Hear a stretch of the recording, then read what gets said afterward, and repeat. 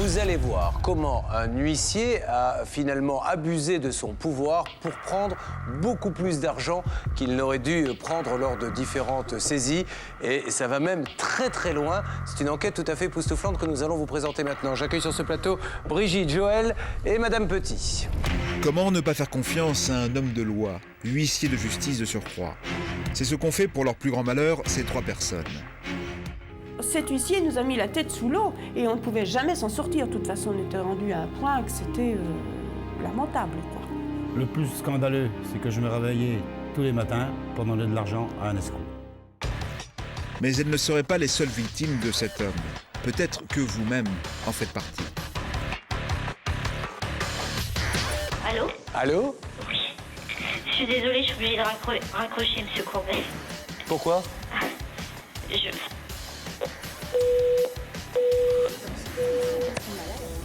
Nos équipes parcourront la France, du nord au sud, à la recherche de cet huissier indélicat. Il n'y a pas un responsable qui pourrait nous parler? J'ai personne. Vous êtes qui au juste Moi j'ai personne, madame. J'ai personne. Je peux pas vous répondre. Mais vous êtes Non, non, qui? je peux pas vous répondre, madame. Non, non, c'est Mais s'il vous plaît, vous pouvez... Excusez-moi.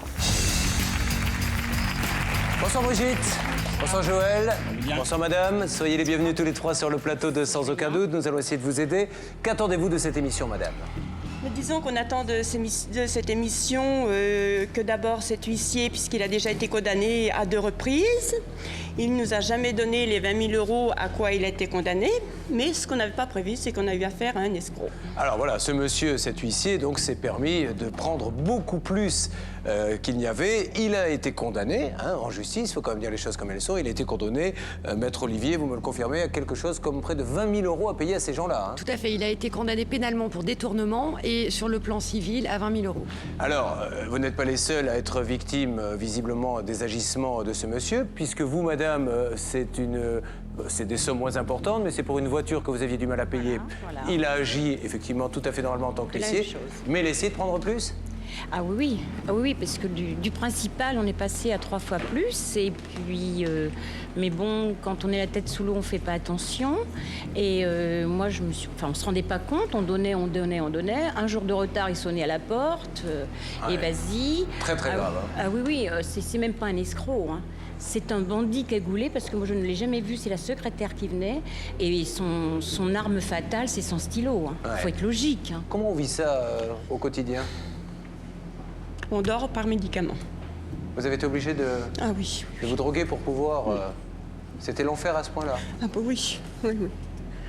J'ai encore rien que d'y penser à cette période, ça vous met dans Elle est cet état. passée, mais il n'y a pas de raison qu'il ne paie pas. Et ça, madame, évidemment, dès que le mot huissier apparaît quelque part sur un papier, Ouais. on n'a aucune raison d'en douter. C'est ce qui fait C'est que... un homme de loi, on lui fait confiance. Alors voilà l'histoire d'un huissier qui se sert finalement du pouvoir qu'il a pour extorquer, parce qu'il n'y a pas d'autre mot, de l'argent à ces gens-là. Et malheureusement, ils se retrouvent tous dans des situations financières maintenant catastrophiques. Il doit 20 000 € à ce couple qui a un fils handicapé, qui a vraiment besoin de cet argent, un petit peu moins à cette dame. Essayons de mieux comprendre l'enquête. Arnaud Mugler, sans aucun doute. On a honte, oui, on a honte. Ça, c'est sûr, on a honte. Dès qu'on ne donnait pas d'argent, de toute façon, c'était tout de suite vous possédez ceci, vous possédez cela, on met la voiture, donnez-moi votre numéro de voiture. À chaque fois qu'on avait donné, ça nous coûtait aussi cher derrière. Le plus scandaleux, c'est que je me réveillais tous les matins pour demander de l'argent à un escroc. Moi, je serais à sa place, j'aurais honte de me regarder dans une glace. C'est pas normal. Surtout un homme de loi. On fait confiance à un homme de loi. Pour faire vivre ses 3 enfants, dont un fils lourdement handicapé, Joël passe sa vie sur les routes de France. Son métier, transporteur. En 1986, il décide avec sa femme Brigitte de construire une maison. Le financement semble assuré car l'entreprise familiale tourne bien. Mais pour boucler le budget, le couple pioche tout de même dans les comptes de l'entreprise plutôt que de faire appel à une banque. Une imprudence qui va violemment bouleverser leur vie pour les 20 ans à venir. Je suis parfaitement consciente que nous avons commis une erreur. Il aurait fallu refaire un emprunt au niveau de la banque au lieu de prendre sur l'entreprise. Quand les charges de l'entreprise sont arrivées, assurance, caisse de retraite, on ne pouvait plus faire face. Les premières lettres d'huissier de justice se présentent car le couple a accumulé des dettes auprès de plusieurs créanciers. URSSAF, retraite, sécurité sociale. Brigitte, qui tient les comptes de la société, signe de nombreux chèques pour rembourser en temps et en heure. Mois après mois, le couple honore ses dettes. Pourtant, les exigences de l'huissier de justice ne faiblissent pas. On n'arrêtait pas de faire des chèques, c'était tout le temps. Je vais vous donner un exemple. En 89, en janvier, 5 000, après encore 5 000, après encore 5 000, encore 10 000, encore 5 000, encore 10 000, encore 5 000. C'était constamment. L'huissier ne tolère aucun écart. 24 heures de retard et le couple reçoit de nouvelles lettres recommandées, taxées d'une pénalité financière. Petit à petit, pour chaque créance, les dossiers s'additionnent et les frais annexes ne cessent de se multiplier. Dès qu'on recevait un commandement, on le payait. Et de toute façon, si on ne le payait pas, ils nous bloquaient nos comptes. Alors, de toute façon, on n'avait pas tellement la solution de s'en sortir. À 1h, vous étiez sûr que vous alliez voir l'huissier arriver avec des commandements. Et tous les jours. C'était 2-3 commandements, 2-3 significations, des placards. C'était infernal. Dès qu'on ne donnait pas d'argent, de toute façon, c'était tout de suite vous possédez ceci, vous possédez cela, on met la voiture, donnez-moi votre numéro de voiture, et le camion, et tout ça, c'était ça constamment. Joël est constamment sur les routes. Il travaille plus que de raison pour gagner de quoi rembourser l'huissier. Et pendant ce temps, Brigitte commence à angoisser. J'étais vraiment affectée psychologiquement et puis bon, toujours dire au mari, ben oui, l'huissier est encore venu, tout ça. Bon, je vais pas dire la peur du mari, mais oui, moi je travaille comme un dingue et on est toujours au même point. Oui, c'était une période difficile, oui, parce qu'on vivait, pour pas dire misérablement si vous voulez, mais c'est comme c'était toujours juste, toujours les comptes à zéro. C'était pas évident. Année après année, malgré les remboursements réguliers, les frais d'huissier continuent de s'accumuler. Brigitte a la désagréable impression de payer plus qu'il ne faut. Et puis un temps, on s'est dit, mais c'est pas possible, on a une dette de 4 000 francs, on a presque 4 000 francs de frais. Alors on a dit, là, il y a quelque chose qui est pas clair. J'ai commencé à m'inquiéter, j'en ai parlé à mon mari en lui disant, écoute, c'est pas normal. Nos dettes, elles s'accumulent toujours, on n'est jamais à jour. Il ne soldait jamais une dette. Il mettait toujours une petite poignée sur l'un ou sur l'autre. Alors ce qui faisait, bien qu'en 94, on se retrouvait avec des dettes de 87, 88 et tout le tralala, quoi. C'était ça constamment. Moi, je commence à douter de quelque chose, quoi. Nous sommes en 1994, soit 8 ans après l'arrivée des premiers actes d'huissier, et les dettes du couple sont toujours aussi importantes. Le plus incroyable est qu'ils ont déjà versé près de 570 000 francs, soit près de 80 000 €. Brigitte n'y tient plus, elle s'arme de courage et se décide enfin à demander une explication à l'huissier de justice. Et un jour, je suis allée le voir à son étude et je lui ai dit, écoutez, maître, il y a quelque chose qui ne va pas, nous sommes toujours au même point. Lui m'a affirmé haut et fort que lui, il était en règle dans tous ses versements, que ça venait des créanciers qui ne réglaient pas, qui mettaient pas leur compte à jour, quoi. Lui, il était clean, quoi.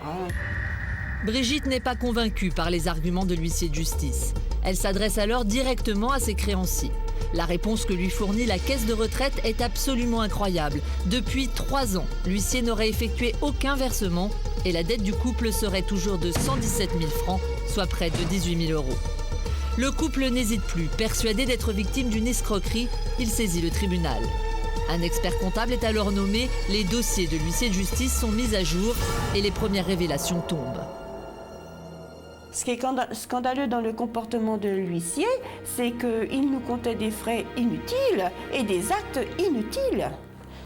Pour une signification, il nous comptait 14 actes, avec des frais de 60%, 70%, même 90%, ça ne le gênait pas.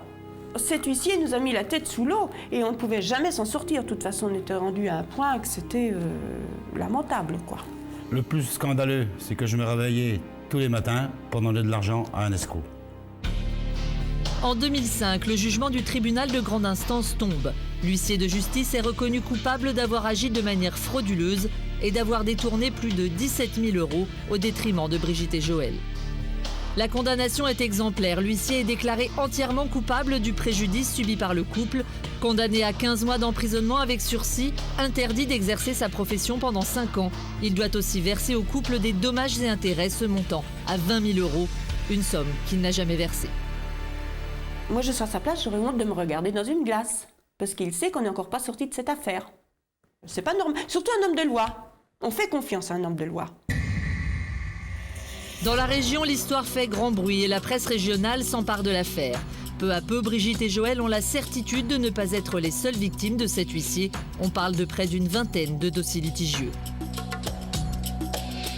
Pendant notre enquête, nous avons retrouvé d'autres victimes qui, elles aussi, auraient souffert des agissements frauduleux de cet huissier. 15 ans après les faits, Ludovic, chef d'entreprise, et René, retraité, acceptent de témoigner face à notre caméra. On a acheté une voiture, on a fait un crédit, pensant qu'on allait faire face. Et puis au bout de quelques temps, ne faisant pas face, ne pouvant pas faire face aux traites, nous nous sommes retrouvés avec l'huissier. À 22 ans, j'ai monté mon activité, mais comme toute personne qui s'installe à 22 ans, la comptabilité, c'était pas le fort de l'entreprise. Rapidement, je me suis retrouvé avec des créances que je ne pouvais pas honorer, et donc le huissier de justice est intervenu dans mon affaire. Avec courage, ils reconnaissent aujourd'hui qu'ils n'ont pas su honorer certaines dettes. Mais ils n'avaient pas prévu que le remboursement allait durer plusieurs années. Le plus scandaleux, c'est que pendant 3 ans, on a versé et qu'on a toujours eu le même montant à régler. La dette ne s'épurait pas. Le principal ne s'épurait pas parce qu'il y avait des frais à chaque fois. Quand vous aviez tendance à donner 100, le huissier vous rajoutait derrière 80 pour des frais, des avis de commandement. À chaque fois qu'on avait donné, ça nous coûtait aussi cher derrière. J'avais réellement le sentiment justement qu'en voulant honorer notre dette, on n'honorait pas la dette, on entretenait l'huissier de justice. Chaque semaine, année après année, il fallait effectuer des versements directement à l'huissier de justice. Une pression psychologique qui, 15 ans après, semble toujours aussi douloureuse à se remémorer. C'était très difficile à vivre parce qu'il y avait une pression à ne même pas endormir d'ailleurs. Parce qu'on se demandait s'il n'allait pas venir frapper tous les jours finalement à la porte. Donc c'était plus que de la pression, c'était du harcèlement, moi j'appelle ça du harcèlement. Lorsqu'on est jeune et qu'on a affaire à ce genre de personnage, je pense que c'est relativement dur à gérer. Malheureusement pour Brigitte et Joël, l'ex-huissier a disparu sans leur rembourser les 20 000 € de dommages et intérêts pour lesquels il fut condamné. Grâce à une longue enquête, nous avons réussi à localiser l'individu. Il se serait retiré à l'autre bout de la France. Brigitte accepte de traverser le pays et de retrouver notre journaliste sur place. J'ai pas hésité à traverser toute la France pour venir le voir. Et maintenant, il ne faut pas reculer. La machine est en route et il faut aller jusqu'à temps qu'on ait obtenu gain de cause, quoi. Dans un instant, la suite de nos 2 affaires. Tout d'abord, nous partirons à la recherche de cet ex-huissier indélicat. Pourquoi je vous dis tout de suite, ne vous faites aucune illusion. Vous vous débrouillez, vous allez ailleurs, si vous voulez. Vous n'avez aucune discussion. Tout à fait. Une quête qui nous mènera à travers toute la France. Allô? Oui, monsieur. Oui, Julien Courbet, à l'appareil. Oui. Je viens... personne pour vous répondre, monsieur. Non, madame, j'avais un interlocuteur qui était en train de parler avec moi. Et tout d'un coup, je sais pas pourquoi, il a raccroché. On a parlé. De toute façon, l'émission, on est en train de la faire, là, madame. Donc, dites à cette personne, soyez gentil que... Ne quittez pas, monsieur. Madame, écoutez-moi une seconde. Attendez, Écoutez-moi. Madame, avant de me passer ou de raccrocher, écoutez-moi bien. Puis nous rétablirons la liaison avec la famille de Frédéric, aveugle et délesté de son argent par ses propres parents.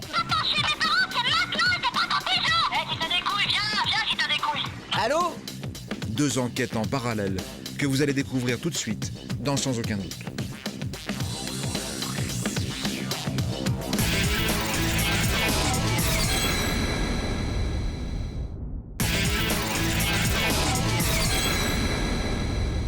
Il y a quelques instants, nous partions à la recherche d'un ex-huissier. Cet homme de loi a profité de son statut pour empocher auprès de ses clients des sommes considérables et non justifiées. Brigitte est l'une de ses victimes. Elle veut savoir pourquoi. J'ai pas hésité à traverser toute la France pour venir le voir. Et maintenant, il ne faut pas reculer. La machine est en route et il faut aller jusqu'à temps qu'on ait obtenu gain de cause, quoi. Nous équipons Brigitte d'une caméra cachée. Le but, renouer contact plusieurs années après avec cet ex-huissier. Nous décidons de sonner à l'imprévu au domicile présumé de l'individu. qui semble être retourné vivre chez ses parents. Il habite ici. Et il est domicilié ici. Ouais, mais l'argent qu'il a escroqué, qu'est-ce qu'il en a fait? Il a pas escroqué d'argent. Mais si, je vous jure, il y a 60% de son étude qui est en escroquerie. Et il vous combien vous dites? 20 000 € d'amende, Ben, vous pouvez. plus que tout ce qui nous a Vous pouvez raconté. faire une croix dessus, il ira peut-être en prison, mais ni nous, ni lui n'ont de l'argent. Il est peut-être escroc si vous voulez. Ah bah oui, je suis désolée, d'ailleurs, il a bien été inculpé pour escroquerie. On ne sait pas ce qu'il en a fait. Hein? Ben, il en a bien fait quelque chose. Hein. Ben, je ne sais pas. En tout cas, je vous dis tout de suite, ne vous faites aucune illusion là-dessus. Il n'y a pas moyen de le rencontrer. Vous vous débrouillez, vous allez ailleurs si vous voulez. Ah ben, vous dites. Aucune discussion. Tout à fait. Au revoir. Nous n'obtiendrons aucune autre information. Mais Brigitte ne veut pas baisser les bras. S'il a la conscience tranquille, au moins qu'il m'appelle, qu'il fasse quelque chose, qu'il intervienne, quoi. C'est sûr, l'histoire, elle ne s'arrêtera pas là, j'irai jusqu'au bout, il n'y a rien à faire. Voilà, en ce qui concerne donc l'enquête d'Arnaud Mugler, pour sans aucun doute, Maître Olivier, donc je pense qu'il est inutile de débattre sur les agissements de ce monsieur. Donc il y a, ça s'appelle de l'escroquerie, ça s'appelle comment d'ailleurs? Ça s'appelle des détournements, de l'escroquerie. C'est comme ça que ces faits ont été qualifiés par le tribunal correctionnel, Et le par fait que la ça Cour soit d'appel. un officier ministériel, un huissier, est-ce que du coup, pénalement, ça devient beaucoup plus grave ou pas? Pénalement, oui, c'est une sanction qui est aggravée. Et d'ailleurs, cet huissier a écopé de 15 mois de prison avec sursis, d'une amende relativement importante de 25 000 € et d'une interdiction d'exercer pendant 5 années. Donc la sanction a été effective. Bon, il est grand temps maintenant, évidemment, d'essayer d'avoir des explications.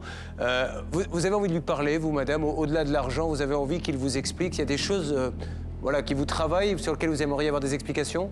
Disons qu'il me donne mes 20 000 € de dommages à intérêts. Il a été condamné, Lui, il s'est pas gêné de venir nous prendre de l'argent tous les jours. Hein.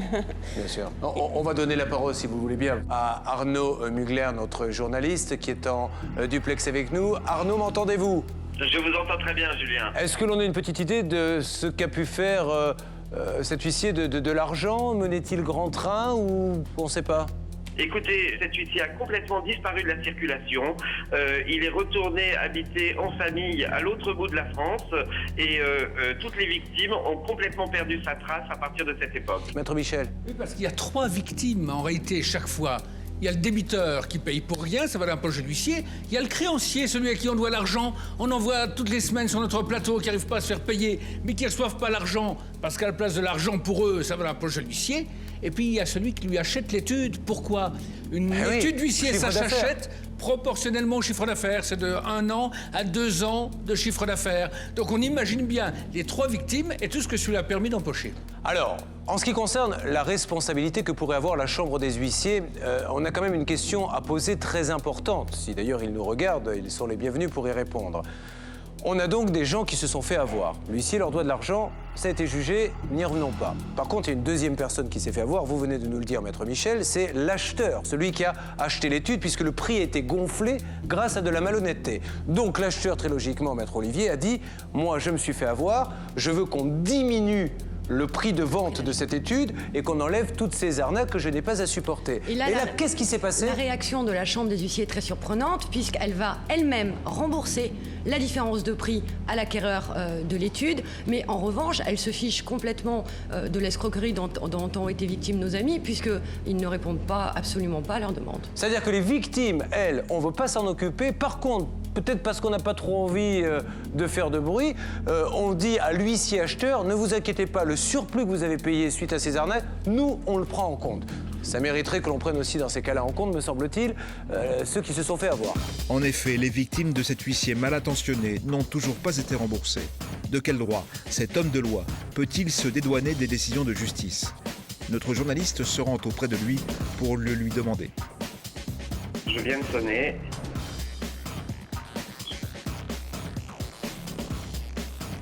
Et pour l'instant, il ne semble qu'il y ait personne à cette heure-ci. Ce n'est que partie remise. Le temps qu'Arnaud patiente, nous contactons la Chambre nationale des huissiers de justice afin qu'ils nous donnent leur point de vue sur les agissements de leurs anciens collègues. Chambre nationale des huissiers de justice, bonjour. Oui, bonjour madame. Pourrais-je avoir, s'il vous plaît, soit la direction de la communication, soit le président? Je suis Julien Courbet de l'émission Sans aucun doute sur TF1. Oui, ne quittez pas. Merci. Allô? Oui, allô? Oui, bonjour. Bonjour, Julien Courbet à l'appareil de l'émission Sans aucun doute sur TF1. Oui, bonjour. Je suis à la communication ou... Oui, je vous écoute. Bien. Alors, je suis dans le cadre de l'émission Sans aucun doute, madame, que je suis en train de faire cet après-midi. Oui. Et on a besoin d'aider des personnes qui ont été victimes d'un huissier qui a d'ailleurs été condamné. Donc, en 2 mots, c'est des personnes donc, qui avaient des dettes, évidemment. Un huissier intervient pour recouvrir ses dettes et il va se servir finalement de sa fonction pour leur prendre un maximum d'argent avec des frais injustifiés sur tout ce qu'il a récupéré. Il y a environ 80% de frais injustifiés. Il a été condamné pénalement par la justice et il a été condamné à leur verser une somme de 20 000 € à peu près. Ça, c'est le premier aspect du dossier. Deuxième aspect du dossier, c'est que cet huissier, en même temps, en a profité pour vendre son étude. Mais comme il avait un chiffre d'affaires forcément très élevé de par ses agissements, l'acheteur huissier s'est lui-même fait avoir, donc s'est plaint et a été dédommagé à hauteur de 400 000 francs, je vous parle en francs, mais payé par la Chambre des huissiers. C'est-à-dire que la Chambre des huissiers a indemnisé le nouvel acheteur. Et aujourd'hui, malheureusement, en ce qui concerne nous, les victimes qui sont autour de nous, personne ne fait rien pour elle. Apparemment, elle vous a envoyé des courriers qui sont restés sans suite. Et voilà où nous en sommes. Mais, attendez, Julien, je suis navré. Ce particulier nous a adressé des courriers? Le particulier écrit au département et malheureusement sans succès. Une deuxième personne également qui a eu pour des sommes beaucoup moindres le même problème avec ce monsieur qui visiblement aurait pu, je mets ça au conditionnel, arnaquer un peu plus d'une dizaine de personnes. Voilà, qu'est-ce qu'on vous a dit exactement, madame? Je m'adresse à l'une des victimes. Disons qu'ils m'ont répondu de toute façon que c'était pas maintenant qu'il fallait pleurer, que... Attendez.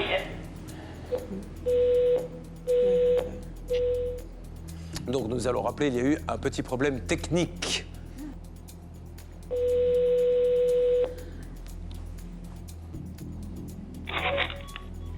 Chambre nationale des huissiers de justice, bonjour. Oui, bonjour madame, Julien Courbet, j'étais en communication avec une personne et malheureusement ça a été coupé.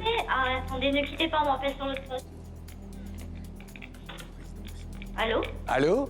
Oui. Je suis désolée, je suis obligée de raccrocher, monsieur Courbet. Pourquoi?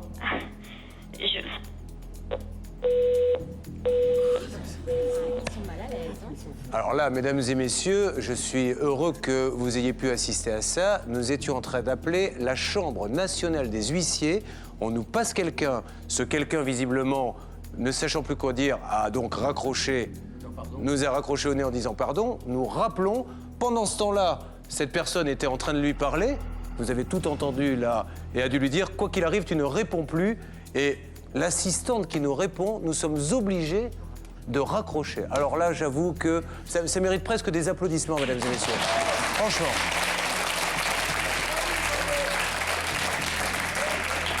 Mais imaginez si nous, émission de télévision TF1, ça se passe comme ça, qu'en est-il pour le Français moyen qui a un problème? Mais je n'ai jamais vu ça de ma vie, personnellement. La Chambre nationale est chargée de la représentation de la profession. Donc, ça c'est l'image, c'est extraordinaire.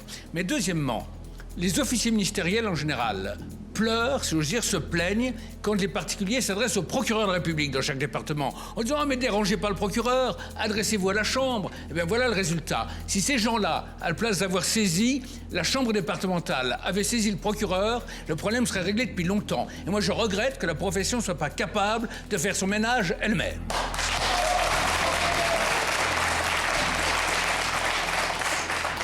Je pense qu'on va réessayer d'appeler, c'est pas possible, c'est une plaisanterie. Ou alors cette dame pense que c'est une plaisanterie. Je ne peux pas croire une seconde que nous sommes en train de vivre ça, la régie rappelle.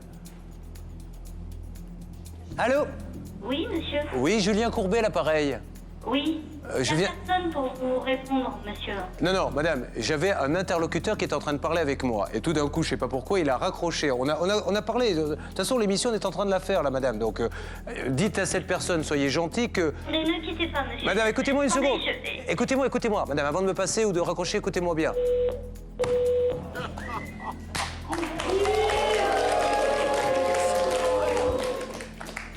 C'est incroyable. Je vous assure, j'ai du mal à y croire. Je me demande si c'est pas les membres de l'équipe qui me font une blague.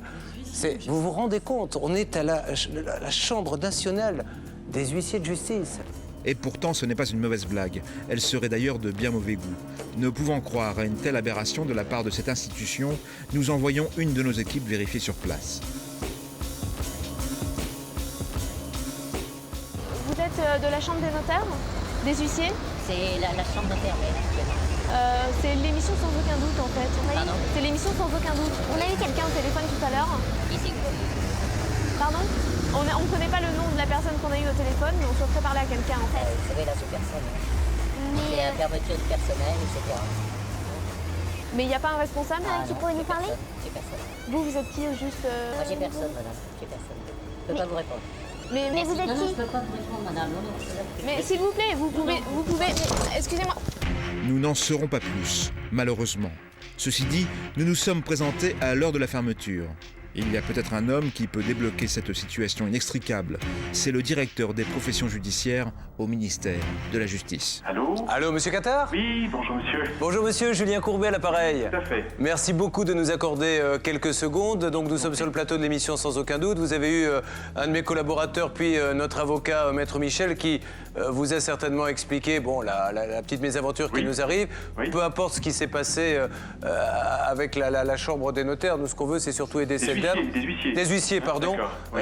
Voilà, donc on est un petit peu dans l'impasse maintenant et personne ne veut nous parler. D'une décision judiciaire. Tout à fait. Alors, il y a deux choses. Moi, je ne connais pas le dossier.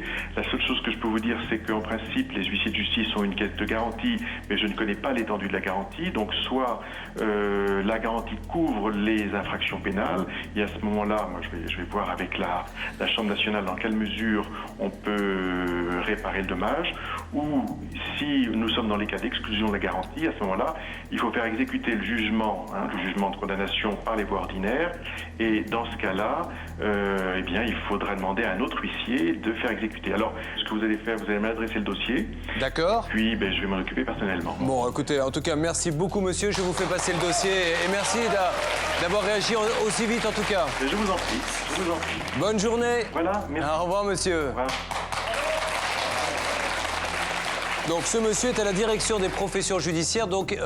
Au ministère de la Justice, il y a une direction qui surveille toutes les professions dites réglementées, les notaires, les avocats, les huissiers. Et ce qu'il nous dit est très important, puisqu'il vient dire, normalement, il y a une caisse de garantie qui dépend, dans chaque département, de la chambre départementale. Ce qui explique, comme ce sont les huissiers eux-mêmes qui payent, qu'ils ne sont pas très pressés de faire fonctionner leur caisse de garantie. Et donc, ce que ce haut fonctionnaire dit, c'est... Je vais intervenir, par l'intermédiaire donc du procureur local, pour que la caisse de garantie fasse son travail. Si c'est en dehors de la compétence de la caisse de garantie, ce qu'il nous a dit hors antenne, c'est qu'il était prêt pour faire exécuter le jugement, s'il fallait que ce soit l'ancien huissier lui-même qui paye, de demander au procureur de la République du département où ça se passe, lui-même de requérir un huissier pour lui faire exécuter le jugement. Bon, faisons un petit peu le bilan de tout ce qui s'est passé. C'est vrai que ce monsieur est très, très, très difficilement joignable. Notre journaliste a tout essayé, mais heureusement, aujourd'hui, on a quelqu'un au ministère de la Justice qui a décidé de prendre votre dossier en main. Donc, on suit ça de très près et je vous garantis que très rapidement, vous allez avoir du nouveau, ce qui ne nous empêche pas de continuer à travailler hors antenne. Mais voilà, maintenant, laissons faire qu'on a envoyé. Maintenant qu'on a envoyé le dossier au ministère de la Justice, laissons-le faire et je suis certain qu'il y aura beaucoup d'efficacité. On continue à y croire? Je peux vous assurer qu'on ne va pas laisser tomber. En tout cas, vous savez que tout le monde ici va vous soutenir jusqu'au bout et qu'on va y arriver, si vous connaissez un peu le principe de l'émission. Merci à vous trois, merci beaucoup.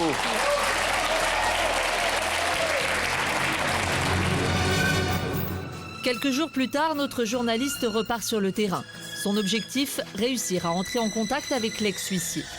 Jusqu'ici, nous avons toujours échoué, mais restons déterminés à savoir si l'homme fera face à ses responsabilités, car l'affaire est sérieuse. Équipé d'une caméra cachée, Arnaud se présente au domicile des parents de l'ex-huissier, mais une nouvelle fois, l'homme est absent. Quelle est sa vision des choses et aujourd'hui, qu'est-ce qu'il compte faire? Est-ce qu'il compte dire j'accepte, mais je ferai tout pour rembourser, mais aujourd'hui je ne peux pas, je refuse de rembourser? Il ne va pas refuser de rembourser, il ne peut pas. Je ne veux pas discuter de ce qui s'est passé, mais mon fils a plutôt une tête à se faire escroquer qu'à escroquer les gens. Ça donne l'impression que c'est plus qu'il n'a pas de chance. Il faut quand même se rendre compte que sur ce point-là, il y a eu des vrais soucis dans la gestion de son étude. Notre journaliste sort les documents relatifs au procès et une négociation s'installe. Nous voulons convaincre les parents de l'ex-huissier de nous communiquer ses coordonnées, ce à quoi ils se sont toujours refusés. Sinon, moi, je suis prêt à attendre. Il y a beaucoup de travail en ce moment. Je sais qu'il y a du boulot là. Même pour lui, je pense que c'est très important. Je sais pas si on peut le déranger là. Et il faut absolument que je puisse rentrer en contact avec votre fils. Eh bien, écoutez, faut qu'il vienne, faut venir en fin d'après-midi. Je suis prêt à attendre sans problème toute la journée. Nous repartons optimistes et quelques heures plus tard, l'ex-huissier se manifeste enfin. Il accepte de nous accorder une entrevue mais refuse la présence de notre caméra. L'entretien sera donc filmé en caméra cachée. Mais moi j'ai l'argent, je verrai ce que je verrai. Avec Rodin, je verrai. Ne serait-ce que pour me débarrasser de cette affaire qui m'a pris la vie pendant 10 ans. Et que vous aviez un emploi, en ce moment, est-ce que éventuellement un acompte Non, rien. J'ai 1380 € par mois. J'ai du mal à payer l'air que je respire. Bon, je vous dérange pas plus longtemps. Il faudrait en tout cas affirmer que je vous ai rencontré et que vous n'avez pas refusé de nous rencontrer. Merci de votre accueil. Nous n'obtiendrons rien de plus. Il nous faut rentrer à Paris.